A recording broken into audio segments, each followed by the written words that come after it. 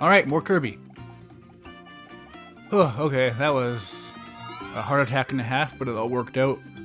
My TV suddenly wasn't showing any video, and usually that means I have to reset my computer entirely, but luckily it worked out. Sometimes it even makes it blue screen, so you know.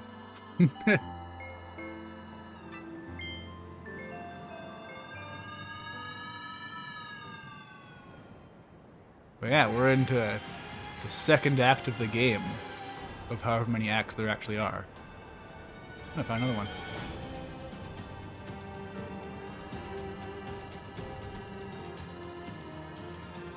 Alright, let's just dive right in. I can't remember, did I say this last time? Because how is this an oasis if there's a town? Original is so raw? It is, yeah. Great name. Man, I need a cutter upgrade ASAP. Oh, I thought the lizard was following me like those ducks.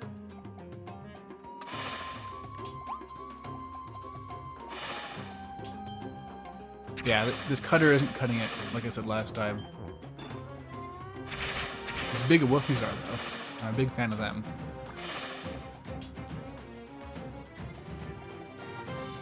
Oh, okay, I'm a little bit rattled by the technical issues, but I'll get back into the swing of things in no time, I'm sure.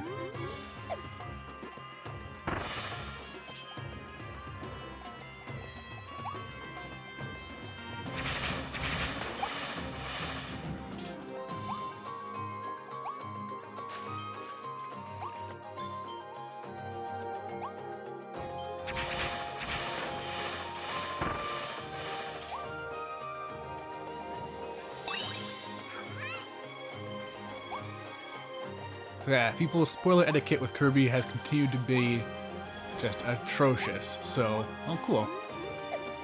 I love all the different ways they program enemies in this game. Oh wow, whoops. They're doing one of my biggest weaknesses, depth perception. Knew a woofie just dropped, it dropped last time, but yes. They started off as allies of DDD. And now they're just normal enemies.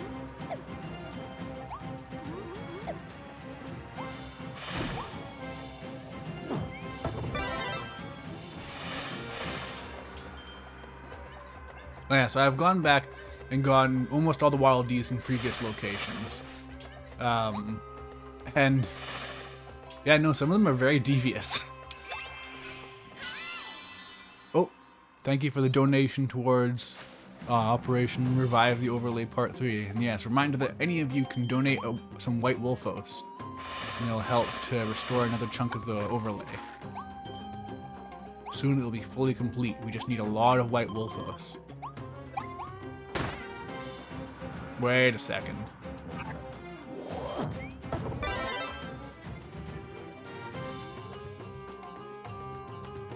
No, I thought there might be a way to fall asleep on those.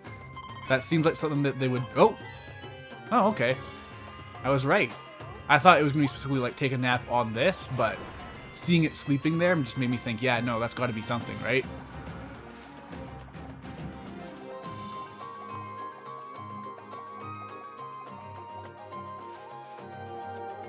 You heard that Kirby can use witch time in this game, is that true? Yes. If you dodge at the last second, you can go into slow motion, and it turns out there is a counter hit. I didn't really notice it. Like I mentioned in previous streams, I couldn't really figure out how to make the witch time actually work to my benefit. Turns out right after you use it, you gotta use a counter hit. And then you have like a unique move. I thought that I think I got that for one thing, but like, yeah. Huh. Surely I have to beat this, right? Like, I don't have a star to throw at it, so I must get an ability or something. So maybe I can go back and get Cutter.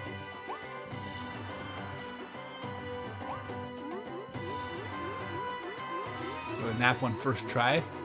My gamer instincts are unparalleled.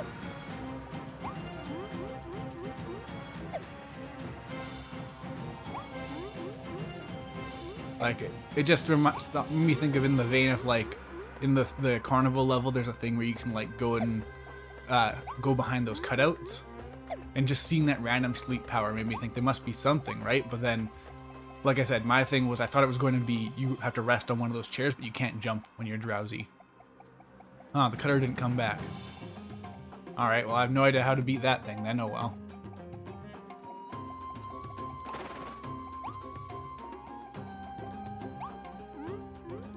Kirby is secretly the real Bayonetta 3? I mean, he can literally copy Bayonetta. We've seen this.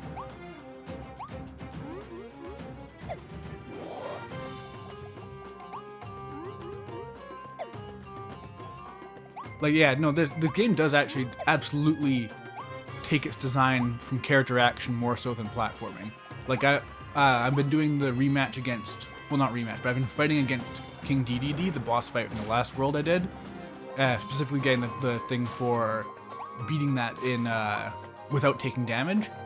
And you could flat out take that boss fight and change the damage values and put it in Stranger of Paradise. Like, it is designed like a, well, like, yeah, I don't know if Stranger of Paradise is designed like Souls games, but at the very least, it would fit into Stranger of Paradise with how he attacks you. He has some, like, very, like, not just moves that are fast and, like, just, like, action gamey, I guess, where it's like, yeah, no, this is just a realistically, well, not realistically, but, like, he swings this a bunch of times. He doesn't have those big boss fight openings like a lot of other Nintendo bosses do.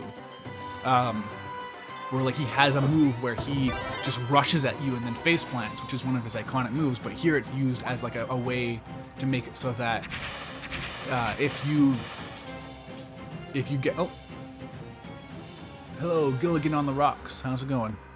Also, yeah, hello to Pansy Zombie, Antihero, Av, Dio96, is there anyone else? I'm not sure. But yeah, hello to all of you. But yeah, the way that he runs at you in face plants is, like, if you're being careless, it's a really good way for him to catch you off guard because he just rushes right at you. So, like, I've been trying to do it without taking damage by using the drill, but if you spam the drill, you hover a bit above the ground and he can rush at you and get a hit in. So it's like this really, like, clever punish that you won't really notice if you're just playing normally. But yeah, no, like, it's flat out action game design. Just, like, no ifs, ands, or buts. That's just what it is. Okay, now I'll see if I can actually, I cannot. I bet you use the water power. You just spray water all over it. Like it's Mario Sunshine.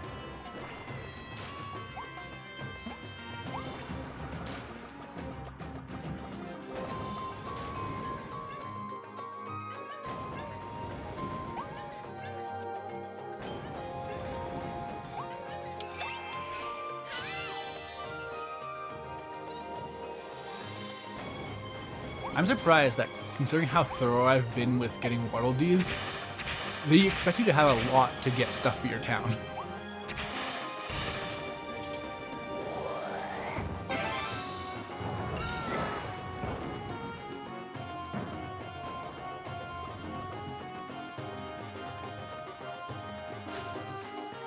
Which reminds me, I did unlock some minigame, I forget what.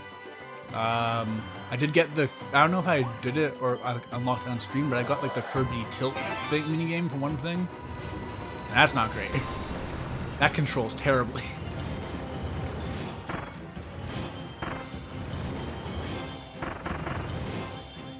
This is satisfying. Completely superficial, but satisfying.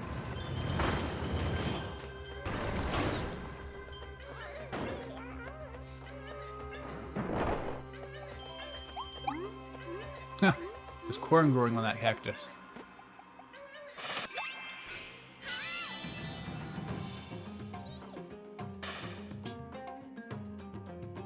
Kirby also dances like Bayo. It's true.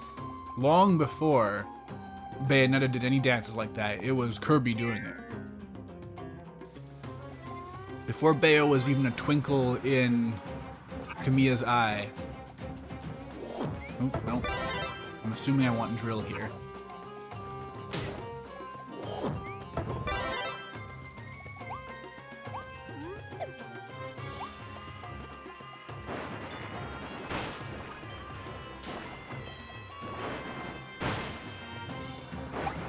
Yeah, I've seen some like complaints about the difficulty in this game, which I think is kind of surprising because I kind of felt like everyone knew what Kirby's deal was at this point. But I'm also just surprised people can't really vibe with this kind of simple, not particularly challenging gameplay interface with. Like, I don't know, it just seems like, I don't know, it just seems easy to vibe with. I can't think of a better way to put it than that. But like, it's not like this is unstimulating, it's just not challenging. To a degree, like there are challenging bits for sure. Well, that's weird how it like smears off. Like you'd think it would just do that thing where like it just goes away, but no.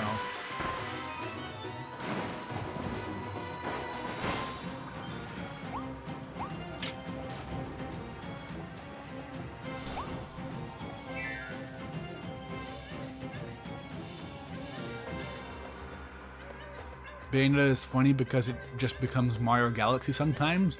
I have no idea what that means.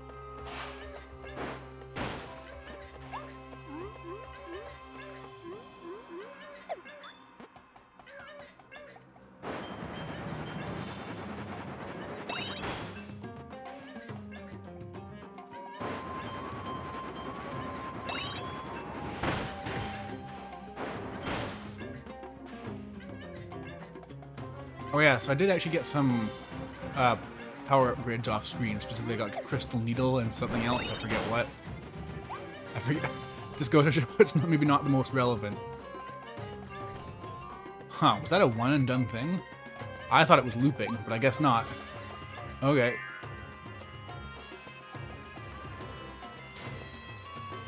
Yeah, I've seen people already complaining about some of the late game challenges. They sound wild.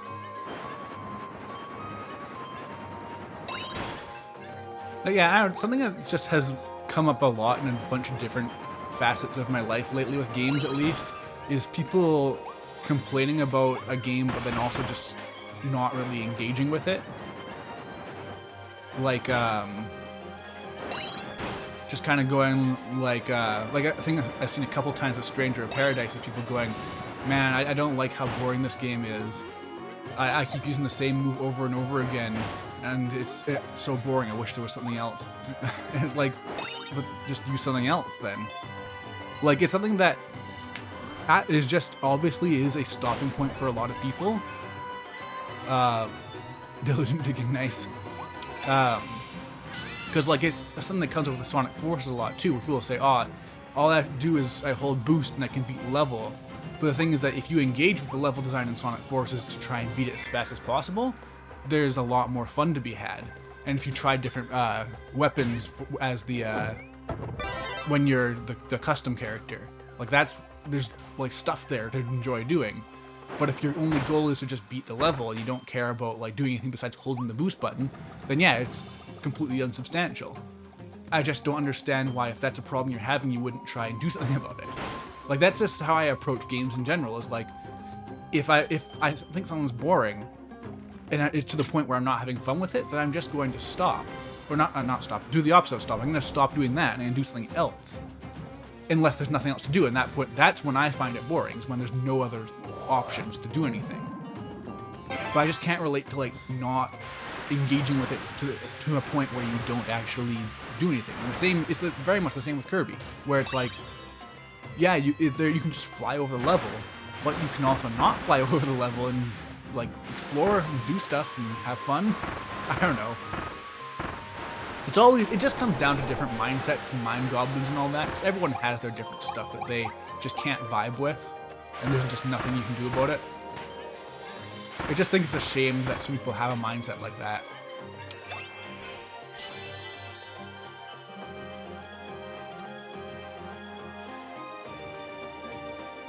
Waldy had to watch you almost free him and then leave, yeah. That's the life you live sometimes. How am I doing on? Oh, I got everything. Nice. I didn't even notice. Anything back here? No? Okay.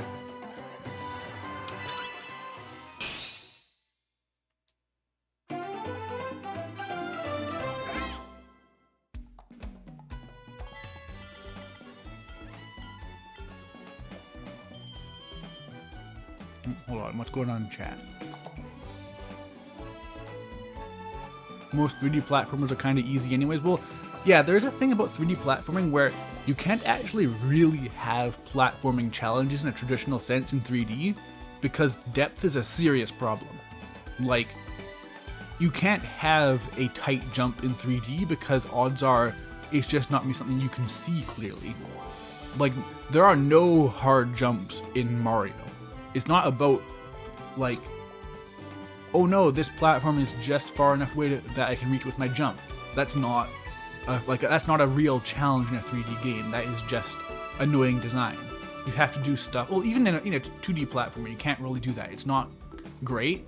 Like, that is like the #1 beginner trap of platformers, is thinking that the challenge comes from difficult jumps, when it really comes from combinations of challenges. It comes from, like, I need to get these things, but this platform is slowly falling apart, or I need to get up to this high point by jumping off these 3 things, or stuff like that. Like, it never comes from just this platform is exactly 2 pixels less than my maximum jump width. That just doesn't work. It's not design at that point. It's just something that you're either going to fail or not fail, and it's going to have no bearing on your skill. Anyways, what else we got in the chat?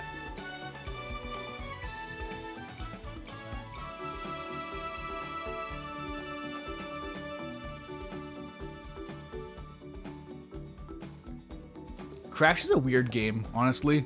I still think the spin in Crash is one of the least satisfying moves ever made in a video game. Because it's just, Crash becomes a hitbox. It's not like the spin in Mario Galaxy that has a sense of impact and an animation to it. Well, it has an animation, but you know what I mean. Like, Crash's animation just becomes the spin. It doesn't affect his movement in any way. It just, no matter what he's doing, he spins, and then the animation's over and nothing has changed. He just became a hitbox for a while. And yeah, it just doesn't feel good at all to me.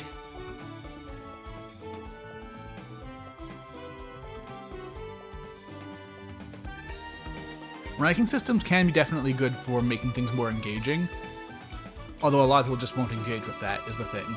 Like, and especially because making your rankings too tight can be very unsatisfying. Like, a lot of old Sonic games are way too stingy with their A ranks, or S ranks, whichever's the maximum. Like, it's obscene trying to get an A rank in Metal Harbor and Sonic Adventure 2. It's just unreasonable. And then people complain that the S ranks are too easy in games like Forces or Generations, but I think that's better, because you can still go further than an S rank. You can still get the level done as fast as possible. There's still that element of the challenge. You can go beyond just ranks, is the thing.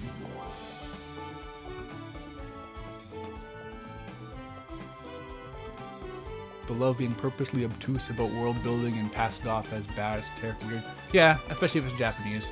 If it's Japanese game, people are very racist. No two ways about it. Oh, thanks for the follow, Buster Sword Boy.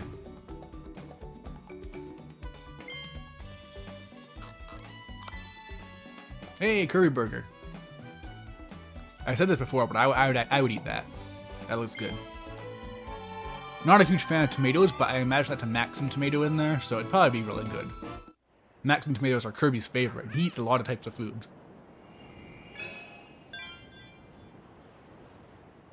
Oh yeah, I do like the UbiArt Rayman games. I mean, I like Legends. I haven't actually beaten Legends, but I played a lot of it for a bit, and it was really, really satisfying to play. The touch controls, like the weird touch gimmicks they had for the Wii U, I think really hurt the game though. And then like they had like a weird half solution for the non-Wii U versions of that game. But the actual like normal levels were really well designed, I think. They have a great sense of rhythm to them.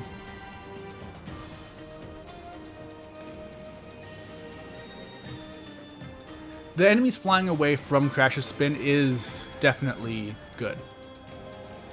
That has a good aspect to it. Like, it's very cartoony and funny, and like the bouncing around bit is satisfying to do, but the move itself just doesn't have any impact. Like, if you did that, but it had like if like the spin had like a wind up to it, and then the enemies actually like there was like a level of hit stop or something, just something to make it more impactful, and then you still had that ricochet going around, that would make it like skyrocket for me as like a way better move. Yeah, just as it is, it's just. But then again, I've played a tiny bit of the PlayStation 1 versions of the games, but my experience mostly comes from the rematches, which I hear did screw things up. So, you know, not great.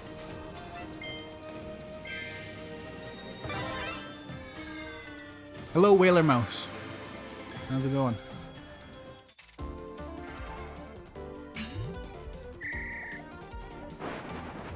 Oh, is this a maze?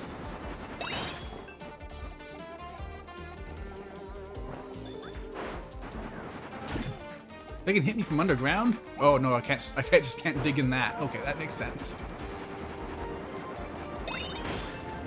Oh, nice, okay.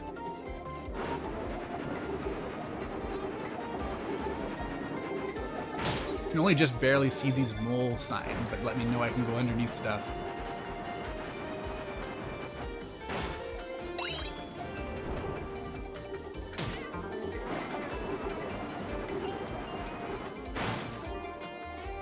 Some of these challenges definitely feel like ones where it becomes completely trivial to actually like manage them as soon as you know where to go first. Cause there's nothing to this beyond just going to the right places at the right time. Once you're past that, there's nothing to it.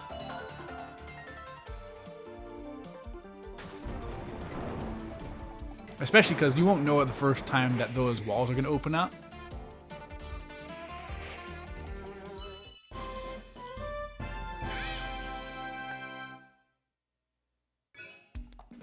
Hit stops for crash would probably make gauging enemy hitboxes better too. But yeah, that is the other thing I don't like about how the spin works, that it just makes you into a hitbox, which means that if your timing is off, then you get hit.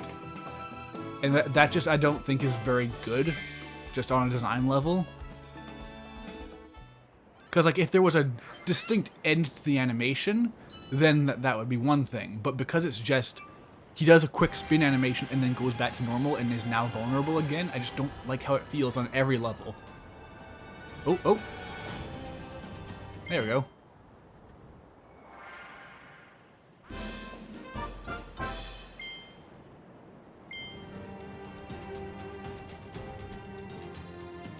Huh, I wonder how much further they can take this. Of all of the multiple mode powers, this one feels the least substantial.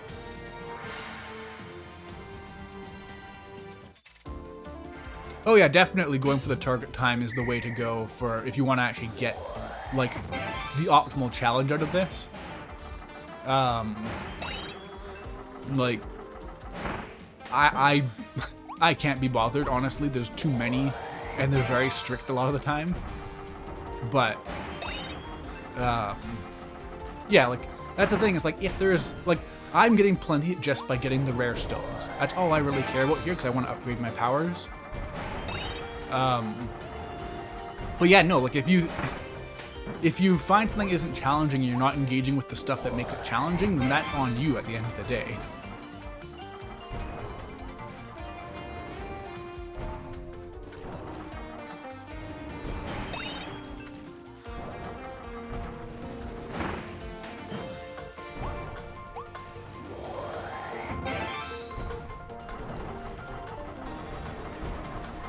I do like the escalation going on here with this.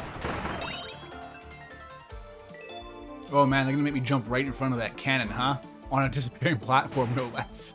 Ooh, that's mean.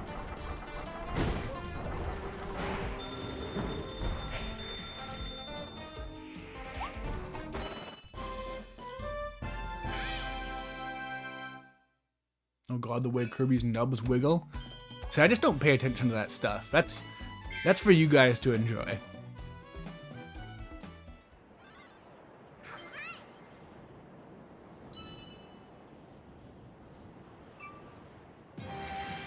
Wasn't the Rayman creator like a predator or something? Like I feel like something pretty bad came out about him.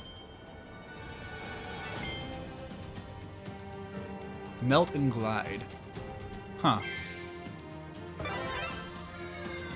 Yeah, I've also got to do these so I can find out about all the tech that these upgraded powers have. Like, I never would have known about the... what's it called? The... what was it that I found out about? Oh yeah, with the drill, you can draw a circle. And if you do that... Uh-oh. Whoa, whoa, whoa, whoa. Yeah, if you draw a circle with the drill, though, you can make it so that you do like an earthquake attack. Uh-oh, uh-oh. Wow, this goes and goes, huh?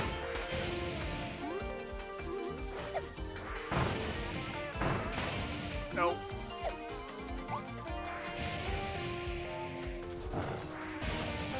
Uh-oh. No, it's gonna... Damn it. Wow, this goes and goes and goes and goes. Uh-oh. No.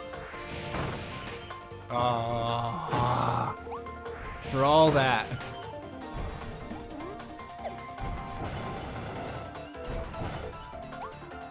No wonder this is a 3-star.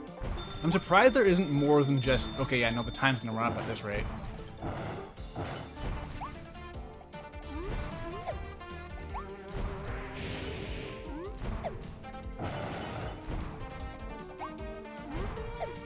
Like, I'm surprised there's not more than 3 stars here, because, like, at this, I feel like this isn't the peak of the difficulty.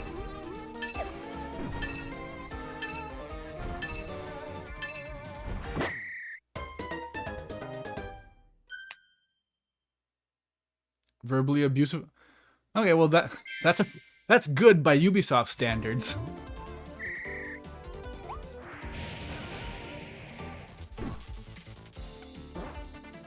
I like how they go from that one basic one to just the longest the longest rope you've ever seen. No. God, this is deceptively precise. The flame is very narrow.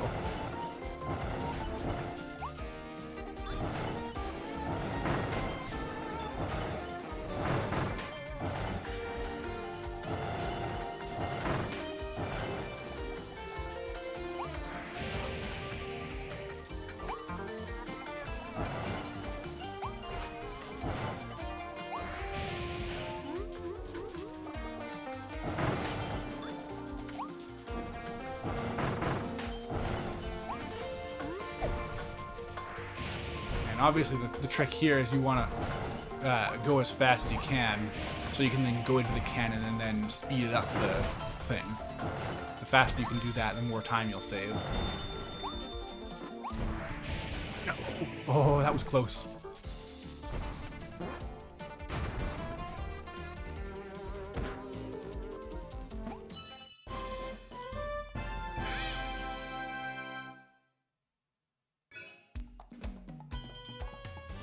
How long until Ubisoft gets bought out by Microsoft? I don't see that happening anytime soon, because as much as people are down on Ubisoft, their games, like, pretty much always do well. Like, I'm pretty sure the Assassin's Creed games still sell millions every single time. I don't really know how their, like, Tom Clancy stuff goes, but then they also do stuff that's, like, more artsy, too. Like, that's always been the thing that lets me give Ubisoft a little bit more leeway than, like, Activision or EA, is that they have this, like, indie vibe to them sometimes, where it's just because they hire some more artsier French-Canadian people, but that's still a fact that they do that.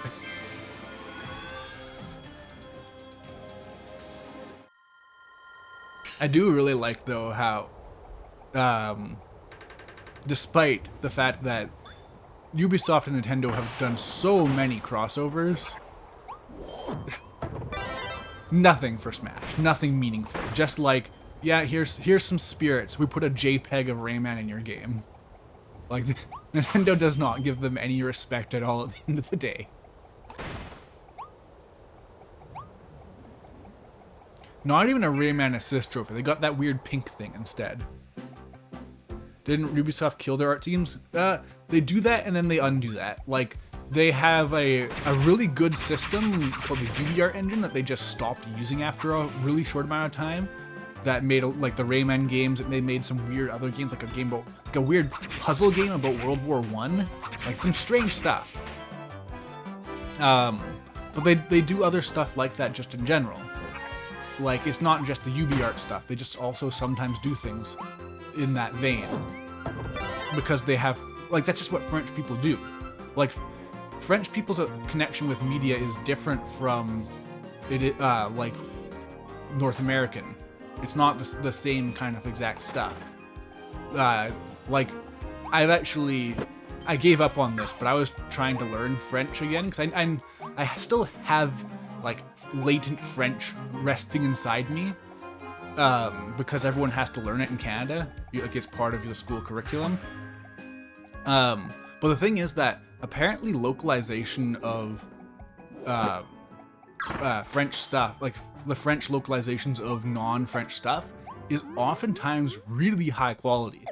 Like, I've heard that lots of anime dubs are really good in French, for example. Like, they're a lot more authentic and that kind of thing. Like, so there's that cultural aspect, I guess, that leads into it. Because then they also do just make some of the most artless stuff you'll ever see, like the Tom Clancy games. And of course, there's always an overarching cynicism thing where it's like, yep, we have technology to make our next open world games even bigger and more repetitive and empty. Like, I say this as someone who enjoys most Assassin's Creed games. Like, that's the thing, is that my standards don't necessarily match up with how much stuff I actually do enjoy. Because, like I'll criticize, like, Marvel movies until the end of time, but if I actually sat down and watched more of them, they'd probably all be fine, more or less. Like, I'll still watch them and get some level of enjoyment out of them, I guess. Oh, now these ones are sitting here.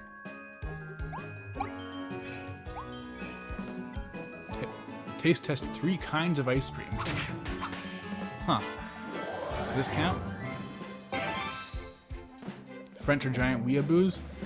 Well, and it's fitting because they're also, like, Japanese people are, I guess, French-a-boos? I don't know. I'm not sure what the correct term there would be, but it's very much a thing where, like, there's, like, a whole, like, a term for post-France depression, where Japanese people will go to France and be depressed because it's nowhere near as good as they thought it was. Because it's so romanticized there, apparently. It's interesting. And I assume that I need an actual power in here, yeah. I'm gonna take a shot and say it's the gust ring power.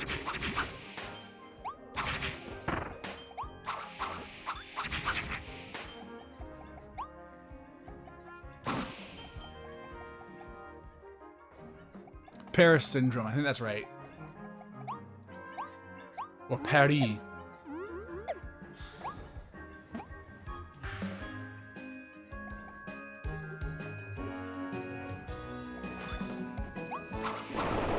Any Marvel movie is more sincere than most AAA games.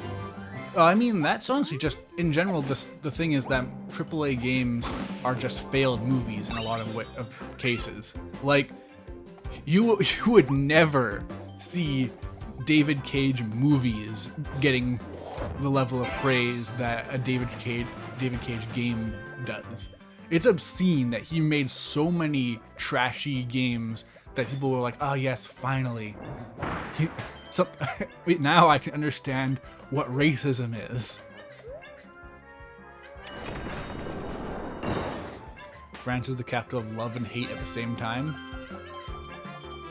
Yeah, maybe.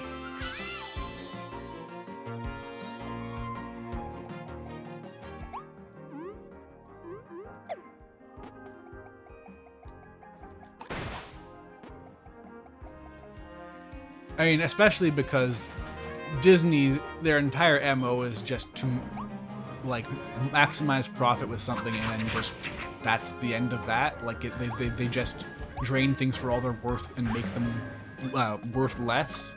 Not worthless, but worth less. Two separate words. Because Disney doesn't completely drain their products dry like Activision or EA does. but they do drain the value. Like, you cannot tell me that Pixar has gotten better since being owned by Disney, because it's just been a downward spiral overall with some highlights. And yeah, so like they very much have a system with how they make not just Marvel movies, but all their movies in general. But Marvel especially, they have a thing where it's like, here is the exact thing that we're going to do for every single one of the movies. Here's our exact formula, so we can pump out as many of these as possible, because their business model is now about pushing towards content that exists to advertise future content. Like, you get your like Star Wars TV shows that are there to set up 3 more Star Wars TV shows coming out later, because why have media that you can consume? Oh, I just noticed the hat's just there. Anyways, yeah, why have media that can lead into, it can be its own thing, but it can lead into more stuff to consume next time? Like, why would you want it beyond that? I know media that stands alone and it's coward. That's a good word use, me. You feel no distinction between Pixar and Disney films? See, that's a shame, because Pixar definitely used to be like a tier above, like, okay, a tier above CG Disney. Because obviously 2D animated Disney was a whole class of its own back when they used to do that. But then they stopped doing that because, again, Disney is just a bad company.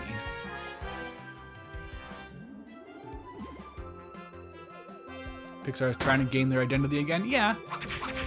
The thing is, like, Pixar is still the place where people go if they're, like, a top-tier animator or writer or whatever. Especially animation, like, that's where people go, even though they're not really leading the charge anymore, because Spider-Verse led to a major shift in how people animate their cartoons.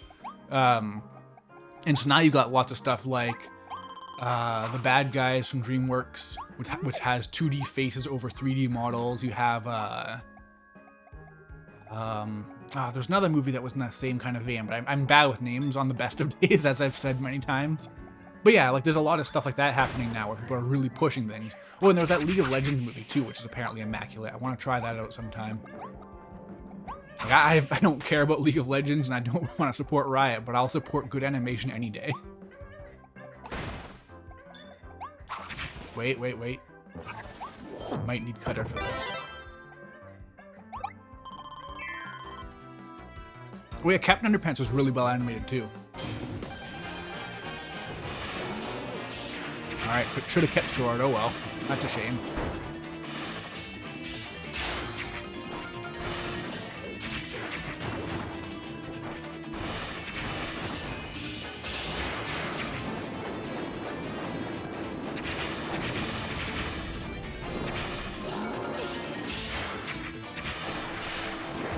I feel like if I could at least get 3 of these cutters out to charge, then I would be doing some real damage, but I just can't quite. Well, I was still very powerful, I guess. Oh, okay, that was a challenge anyway, so good job, me. I'm good at this. I've got such good instincts. Yeah, no, everyone, even people who despise League of Legends, will say, oh yeah, no, Arcane is immaculate. So, you know, when something elicits that response, you definitely got to pay attention to it. But yeah, like, the thing is that Pixar led the trend for a long time of just raw fidelity. So you got stuff like, oh, what's this? Wild Hammer, huh? So like, I remember like, I don't know what short it was, but there was some short Pixar did where they were like showing off every grain of sand on a beach. And that's always been the way that they push things, but there's so much more to animation than just fidelity. Like, it's impressive, no way around that, but like it can be more than that, just that. And it's only really Spider-Verse that's I guess created the awareness for executives and stuff to support that and go, oh yeah, no, oh yeah, I don't remember what it is now. Puss in Boots, the new Puss in Boots movie. The animation in that is phenomenal too.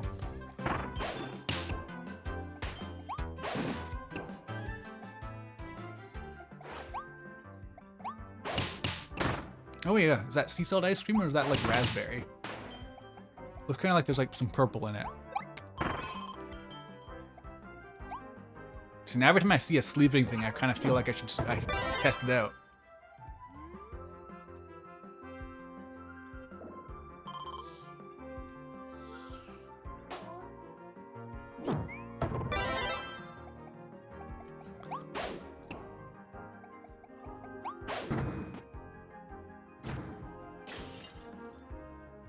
Wait, so when you lock in there, what? Wait, what? What just happened? I was looking at chat and something happened. You're shocked by how good the Puss in Boots trailer looked? Yeah. Like, it's one of those things where it's like, yeah, this looks more or less what it looked like back in the day, right? Oh no, it really doesn't. Oh. Oh, this looks way better.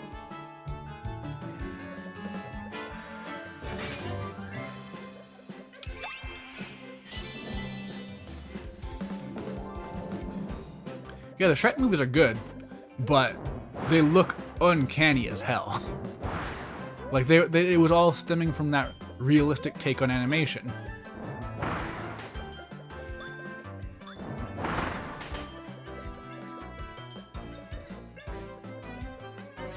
Huh. Is this a... Huh. Interesting different take on the multiple powers, honestly. Okay, wait, how do I get across? Oh, obviously just use this.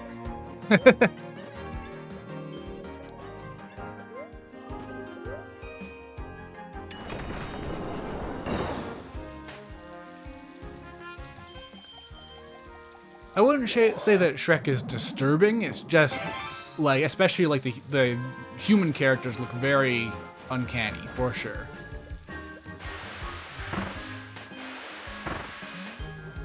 Like Fiona in the first one looks very weird.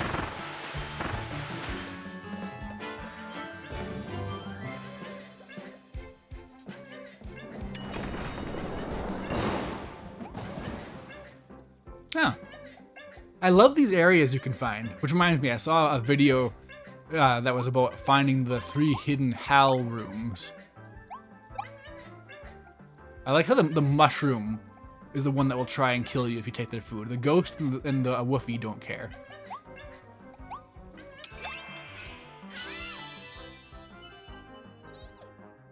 Yeah, it's break time.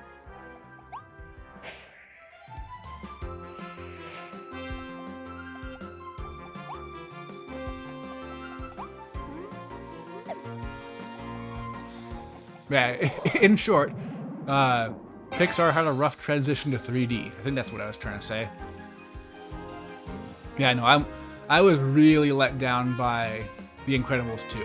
Because I love The Incredibles. That's like an immaculate movie as far as I'm concerned. And the fact that 2 is basically about nothing is like really disappointing. Huh, is that really all you do with the water power here? There's nothing else to do with it? Okay.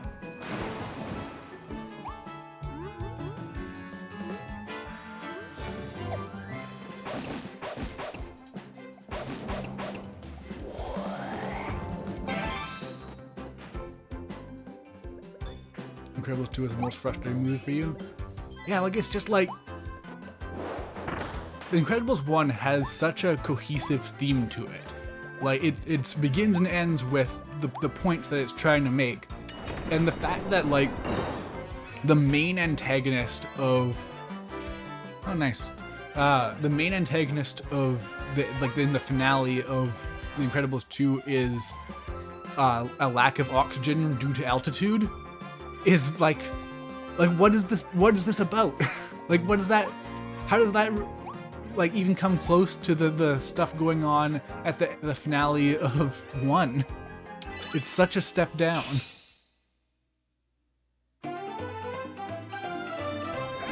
I wouldn't even say they don't converge properly. I'd say they don't converge at all.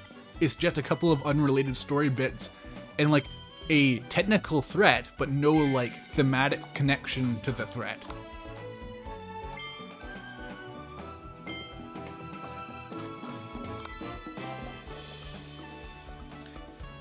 Yeah, no, Brad Bird did come back for Incredibles 2. That's why I'm kind of shocked at how it turned out. But the thing is that at the end of the day, there's tons of moving parts in a movie. Like, something I really find interesting is Ratatouille, because apparently that movie was super bloated, and it really wasn't coming together at first. But they made a bunch of really like vicious cuts to the story and tied it all together, and it ended up being so much better for it. Like I can't remember like there was stuff they changed that I can't really remember exactly, but they made some serious changes to it, and it ended up being a lot better for it because it became way more focused and thematically tied together.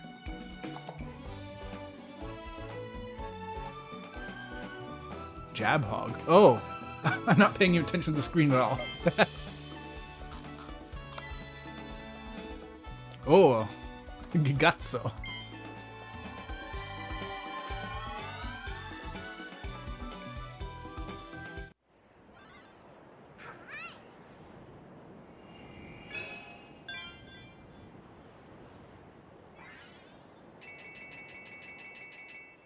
Man, I'm killing it on these Waddle Dees this time. Gigazzo sounds like a Final Fantasy spell. Well, that would be like Gigatsga or something.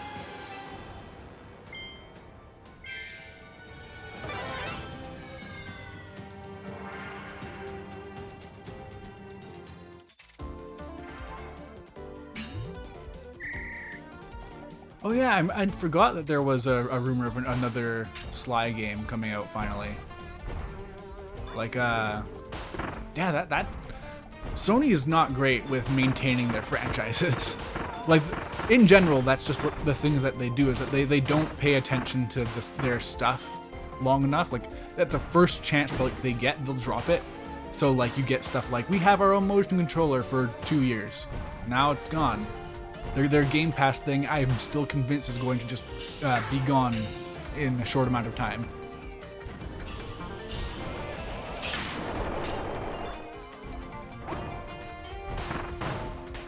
I love how these stages ramp up. Not all of them have this, but I like the things where the stage transforms to become more challenging.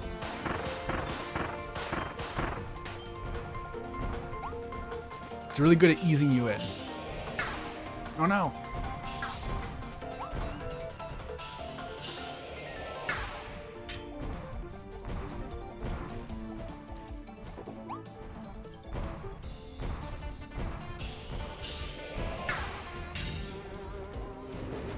Oh, okay, that was it. Okay. They can't shoot high enough.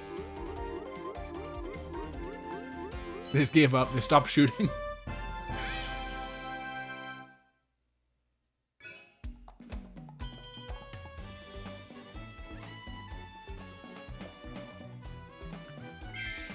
I mean, yeah, no, look forward to that remake of The Last of Us. 'Cause that game really desperately needs a remake. I can't think of any other Sony games that could be brought onto another generation of consoles besides The Last of Us.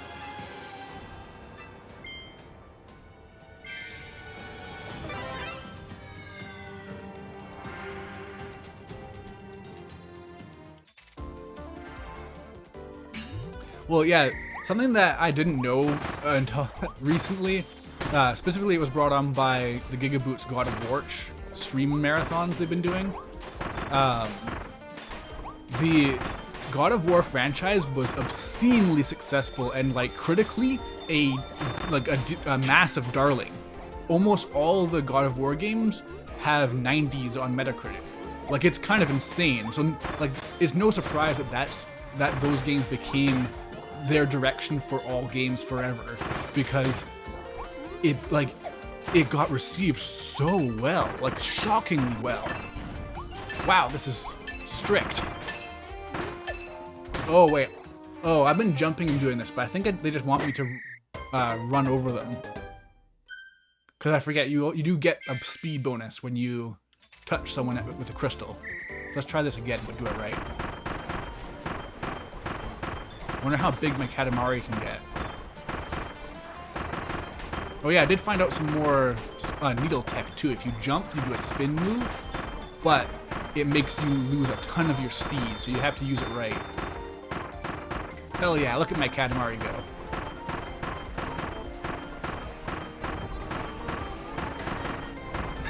This is allegedly a 3-star, but it's super satisfying.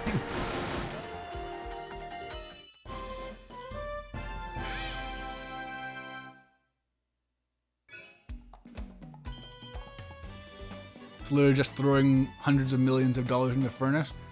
Yeah, that seems to be Sony's MO for this generation. Like they are bragging about how, yeah, no, our games have to be more expensive now because we just couldn't afford to make them otherwise.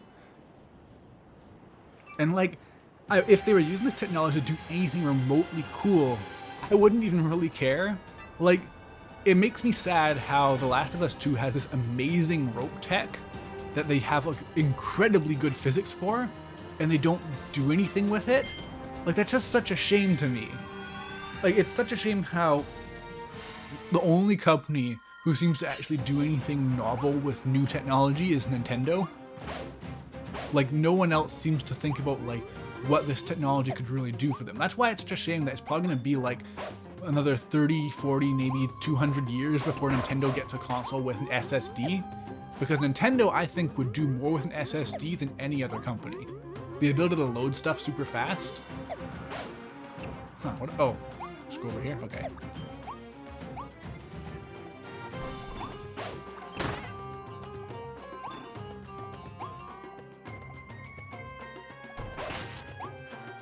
Wow, I haven't seen much of this yet, but this level looks really nice.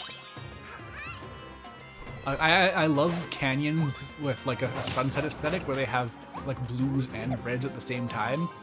Looks great. 3 wanted posters, okay.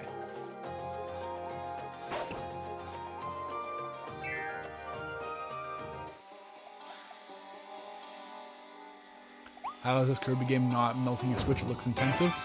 Nintendo is very good at having aesthetically strong games with very, very low polygon and texture counts.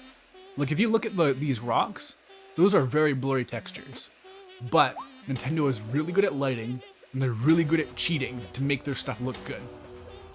Like that's the thing, is that it's always so unreasonable where people will be like, sorry, but you can't get this game to run well on the Switch, and yet Mario Odyssey exists.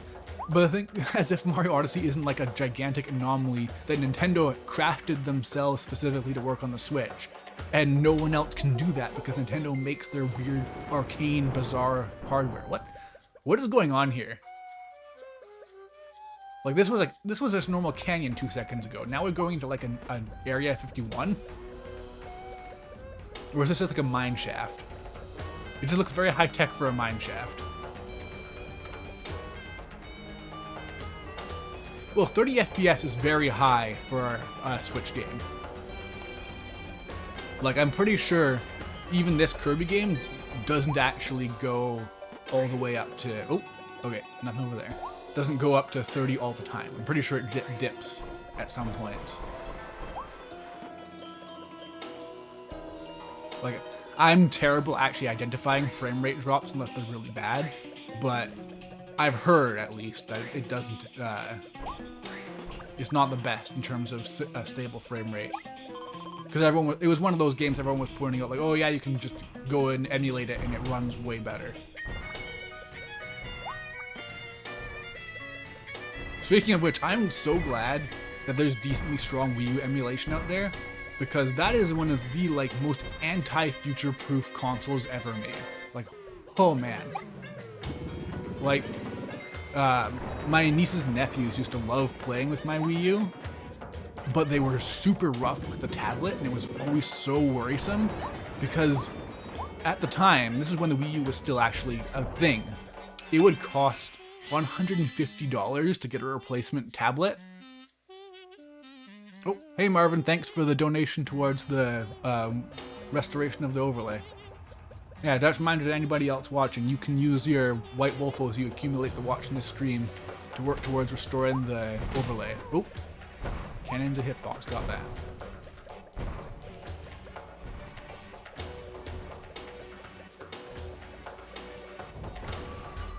Oh, oh. anything.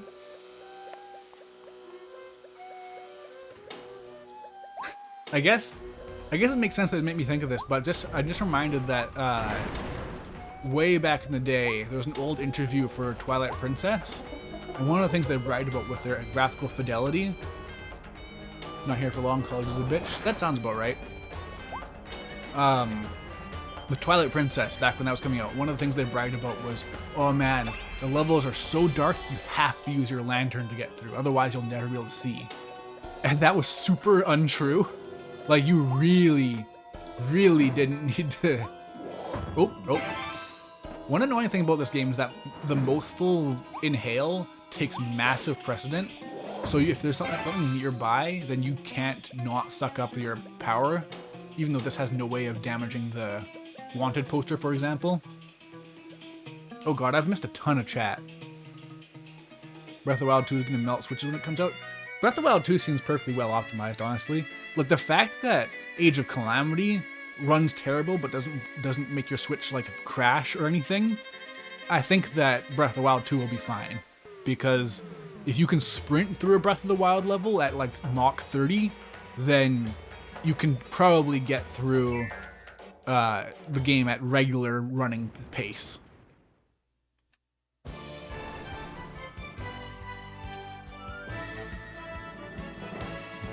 Mario Odyssey is like witchcraft. It's really not that crazy.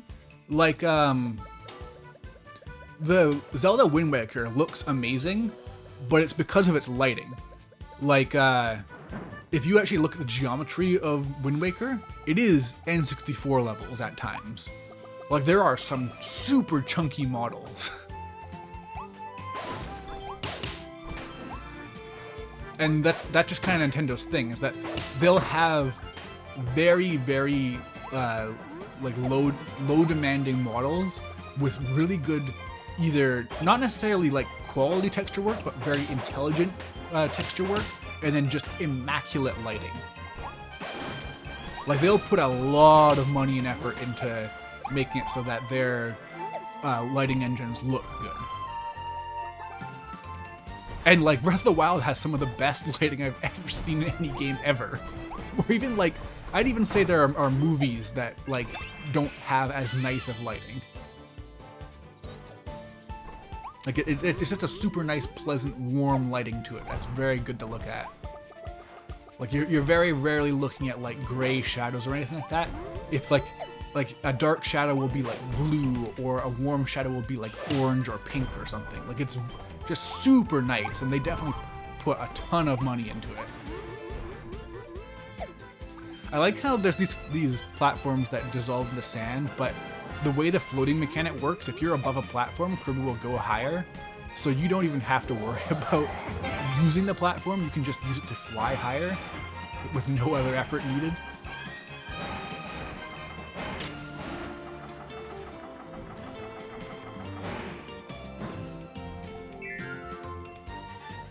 Yeah, what else have we got? I've got to get better at managing looking at the chat while also playing the game.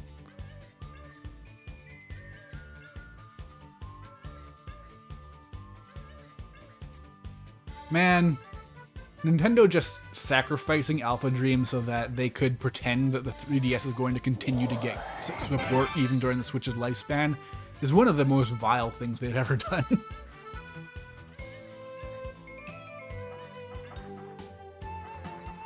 Remaking a game that is playable on your current hardware is so insulting. I don't get why they think it's important to do that. Like, I don't get the reason for remaking The Last of Us.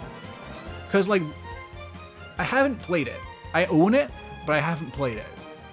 But like, what about it needs anything? Like, it looked amazing on PS3, and then they bumped it up even further on PS4. What are they going to do on PS5 that validates its existence, besides the fact that they're going to charge $80 for it? Miss Mario and Luigi? Yeah, me too. I miss Mario RPGs. Remember those? They used to make those back in the day. Once upon a time. Unfortunately, Miyamoto doesn't like it when that happens.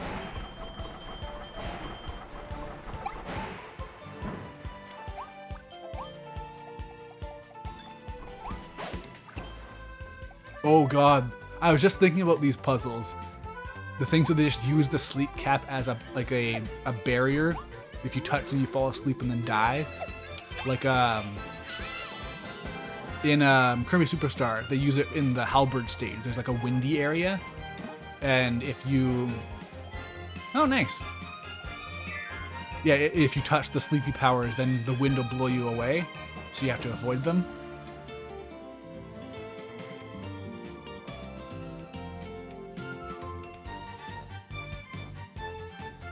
They'll make an epilogue that connects The Last of Us to The Last of Us 2. What, is it going to be like a credits scene where you see Joel playing golf?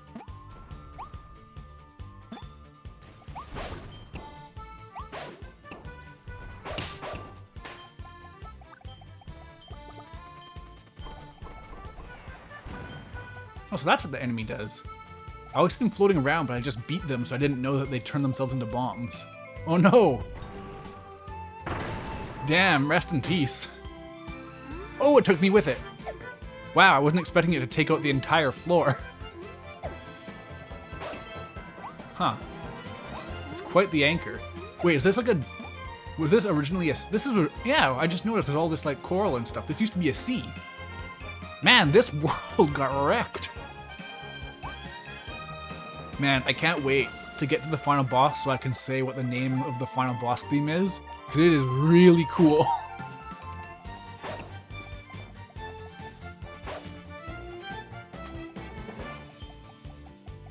Oh yeah, and another way that you can see that this game is like optimized to run on a Switch is that they will cut down the frame rate of anything for any reason. If you are 2 steps away from an enemy, they will go down to 3 frames per second. That can that I just kicked went down to like 5 frames per second because, you know, Switch can't handle a lot. 13.2 ass post-apocalypse? Is it? Does 13.2 have any oceans that dried up? Something actually I really love about Lightning Returns, they're, aw, Sleepy a Woofy. I need to find out what these ones are actually called, because they're assuredly not called a Woofies. They're a new type. So I gotta find out your name. But yeah, something I really like about, oh yeah, Bodum I guess does count. Yeah, Lightning Returns is post-apocalypse. You will literally find corpses of Fal'Cie lying around. I just love that idea, because even though they're machine gods, they're still gods. So the idea of their corpses just dotting the landscape is so cool.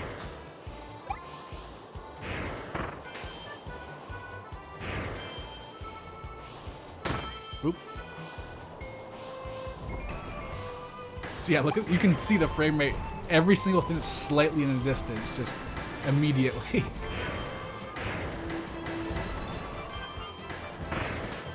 Yeah, for those who don't know, Fal'Cie, translator's note, that means robot god. Oh, you almost tricked me.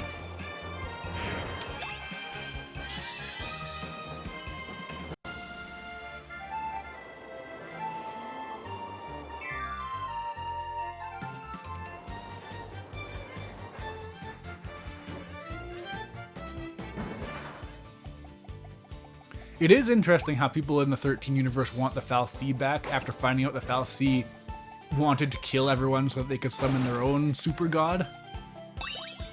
Because at the same time, it is still like, oh man, I would like to have like working plumbing and stuff though too. That would be nice. Oh, what did I find?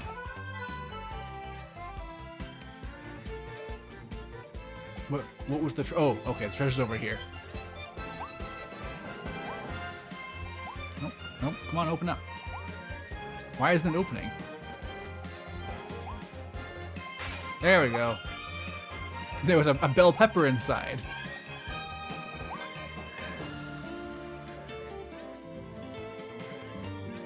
Don't even think the Fal'Cie can come back? Well, okay. As of Lightning Returns, I believe there is one functioning Fal'Cie left. Because don't forget, even though there were Fal'Cie on Cocoon, there was also Fal'Cie on Pulse. And the Pollution Fal'Cie continued to exist for a long time. Man, I keep cleaning up on these Waddle Dees.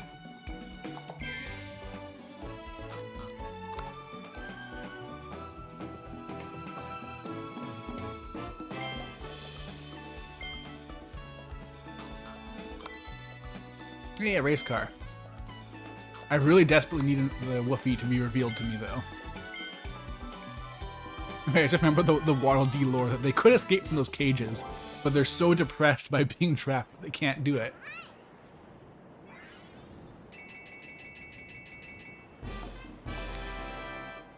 Clean up the D's? Yeah, I know. I need to get them to rebuild that town so I can get more mini games and other such things.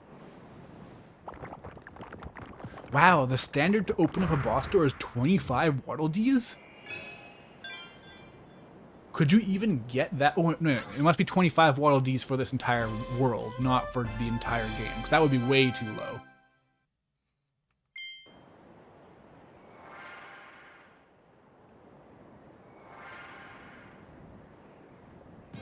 Alright, so I wonder what this next boss is even going to be.